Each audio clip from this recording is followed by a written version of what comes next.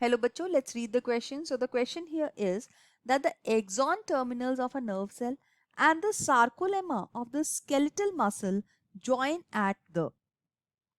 तो यहाँ पे इस क्वेश्चन के अंदर जो हमारा की कॉन्सेप्ट है वो है न्यूरो मस्कुलर जंक्शन। तो यहाँ पे हम देखते हैं कि हमारा मस्कुलर सिस्टम और हमारा नर्वस सिस्टम एक दूसरे के साथ बहुत ही क्लोजली रिलेटेड है। हमारी मसल्स जो कि अदरवाइज तो मोस्ट ऑफ द मसल्स जो हमारी स्केलेटल मसल्स हैं वो है वॉलेंट्री, मतलब अगर हम चाहेंगे तो वो मूव करेंगी, अदरवाइज नहीं। लेकिन इसके साथ ही हमारे पास कुछ स्मूथ मसल्स हैं और वो स्मूथ मसल्स आकर करती हैं हमारी बॉडी के विसरा या सॉफ्ट ऑर्गन्स के अंदर। So that is under the viscera. So अगर ये मसल्स की हम बात करें जो कि विसरा के अंदर, जिस तरह के हमारा स्टमक के अंदर या एलिमेंट्री कैनाल के अंदर पेरिस्टालसिस वाली मसल्स हैं, तो ऐसी मसल्स को इनवॉलेंट्री एक्शन चाहिए होता। दैट मीन्स ये हमारे कंट्रोल के अंडर नहीं है, लेकिन ये सेंट्रल नर्वस सिस्टम के कंट्रोल के अंदर है। अब सेंट्रल नर्वस सिस्टम से ये किस तरह से कंट्रोल होती है? Through this neurons. न्यूरॉन्स के अंदर एक टर्मिनल होता है जिसको एक्सॉन बोलते हैं।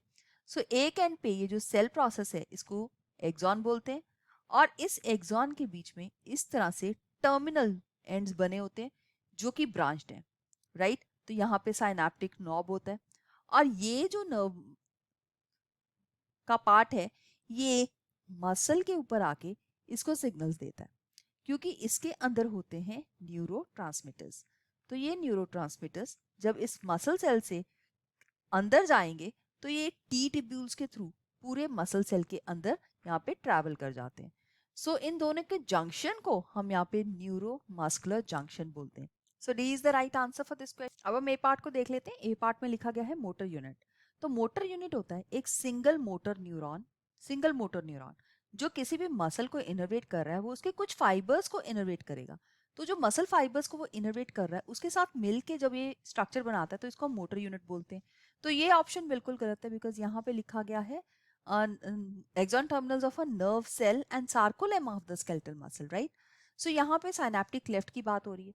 सो साइनेप्टिक क्लेफ्ट होता है प्री साइनेप्टिक मेम्ब्रेन और पोस्ट साइनेप्टिक मेम्ब्रेन के बीच का जो एरिया होता है जहां पे न्यूरोट्रांसमीटर्स रिलीज होते हैं केमिकल साइनेप्स में। सो pre synaptic and post synaptic जो मेम्ब्रेन है उसके बीच का एरिया होता है साइनेप्टिक क्लेफ्ट, और ये केमिकल साइनेप्स में होता है। सो इस क्वेश्चन का ये आंसर भी नहीं हो सकता। फिर है एक्शन पोटेंशियल। एक्शन पोटेंशियल वो इम्पल्स होती है जो न्यूरॉन के थ्रू ट्रैवल करती है। सो दैट मीन्स ये वो नर्व सिग्नल है जिसकी हम बात करेंगे। सो यहाँ पे डी ऑप्शन जो है वो बिल्कुल सही आंसर है इस क्वेश्चन के लिए। So let's mark option D as the right answer for this question. बाकी ऑप्शंस को देखा जाए तो वो रॉन्ग आंसर है इसके लिए।